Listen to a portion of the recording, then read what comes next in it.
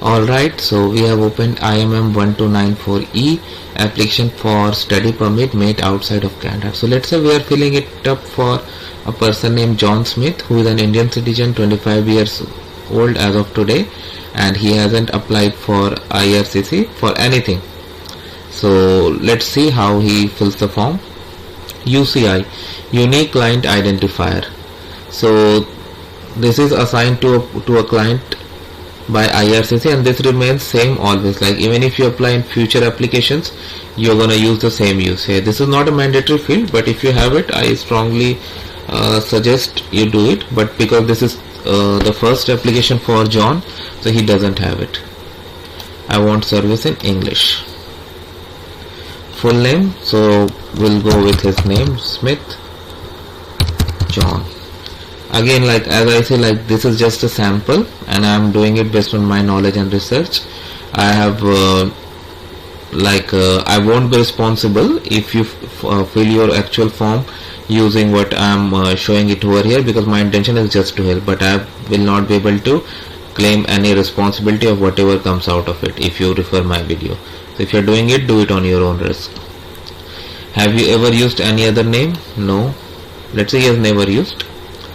Sex, he is male, and let's say his date of birth 1995 June 1st. Let's say he was born in New Delhi. You can use your passport to see, like sometimes in certain places, it also in India especially, like it shows like city comma state. So if that is how it is displayed over there, you can enter the same over here. So follow that, what is in your passport. Citizenship, he is from India, so it's India. Current country, he is in India. Status, citizen.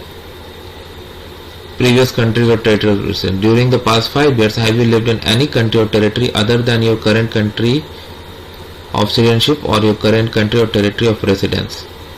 No, he has lived in India only, so no other country. Country or territory where applying, same as the country or territory of residence, yes. Your current marital status, single. Have you previously been married or in a common relationship? No. Whatever is applicable in your case. Native language or mother tongue. Let's say he is from India, so that's why his native language is Hindi. So many options. Okay. Are you able to communicate in English or French? Yes. Have you taken a language test? Yes. He is going for a student visa. Passport number. Okay. So I'll just write a sample passport. Country, let's say it was issued in India. Date, let's say this was issued in 2020 10/02. Typical Indian passports valid for 10 years. 10/01. Okay. You have a national identity document. So this question is asked in other forms as well. So when I had filled, I used my Indian PAN card and it was accepted. Good. And think that there is no issue date or expiry date as mandatory in the form. So even if you leave it, because for a PAN card there is no expiry date, the form is still going to be violated. This is just a sample. I can write the issue date. Let's say it was issued in 2016 10/01. Just simple. Or I can make it even better. 01/01. Yeah, first day. Are you a lawful permanent resident of United States? No. Like this green card question. Contact information. So let's say living at 1 New Delhi Street. I don't even know if this address exists or not. New Delhi, country India, postal code. Sample guys. District Delhi, if I'm not wrong. Correct me. Same. Yes.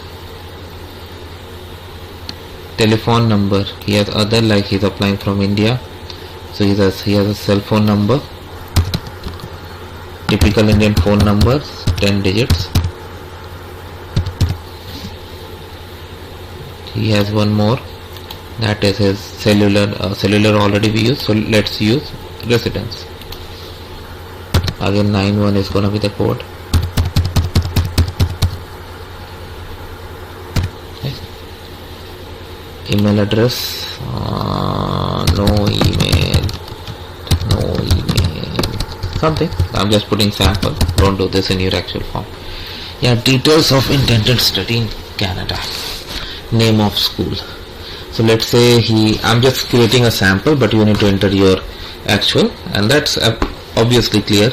Name of school.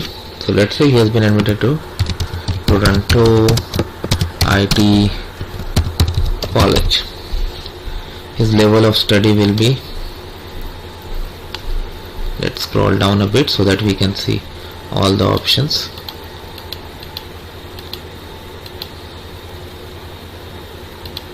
So I'm selecting this one, master's degree. My field of study will be,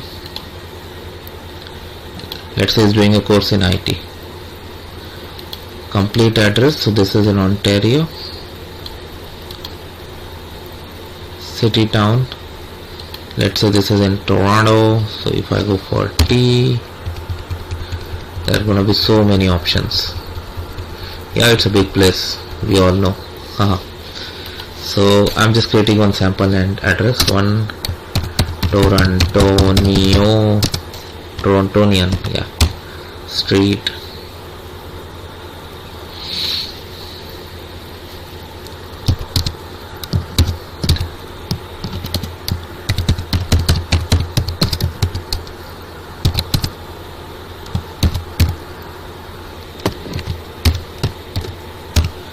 Okay, sample.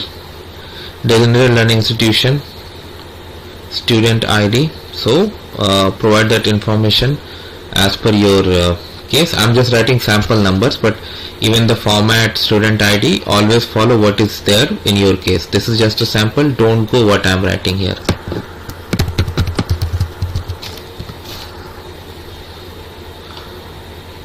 O followed by up to 20 digits. Okay, thanks for letting me know the format. O up to 20 digits. This is just a sample. Okay, accepted. Student ID. Okay, let's say his course begins in May. Okay, May 6 till, let's say 2 years course this is. So this will go to 2023 May 2nd. Whatever is applicable in your case, guys. Again I say the cost of my studies will be tuition, just sample numbers I'm doing, 40,000, room and board 12,000, others 3,000, just writing. Funds available for my stay, whatever is applicable in your case, because every case is different. Myself. Education. Have you had any post-secondary education including university? Yes. Okay. So 1995. So in typical India, let's say when he was 18 years of age, in 2013 he joined a college. 2013 05, field and level of study, bachelors of technology. Let me see if I have enough fields in IT. School name, he studied at New Delhi IT school. Just a sample, New Delhi IT college, I can make it IT college. And let's say he had done this engineering degree. So 2017 06, city, town, New Delhi, India. Okay. Employment. Give the details of employment for past 10 years, including if you held any government position such as civil servant, judge, police, a member of parliament. hospital administrator. So from this date to this date. Okay, so let's say after he passed his education, he joined a company 2017, and it says like only about jobs, it doesn't say about studies. So we'll just add the job details. 07th he joined, and this 2 is not mandatory, but I can do it, and then I can explain this in my letter. Like when I filled my other applications like express entry and all, there also I put this information. And also, sorry, my work permit application, when I did, I provided this to information, and then I also explained that in the letter, so there was no issue. Current country, occupation, he is current activity, so this is like IT consultant. Company name, let's say Delhi IT services. Oh, sorry about that. Delhi IT services. City, town, New Delhi, country, India. It's disabled. Whatever is applicable in your case. Background information. Now this is again going to be sample. You need to fill based on your case.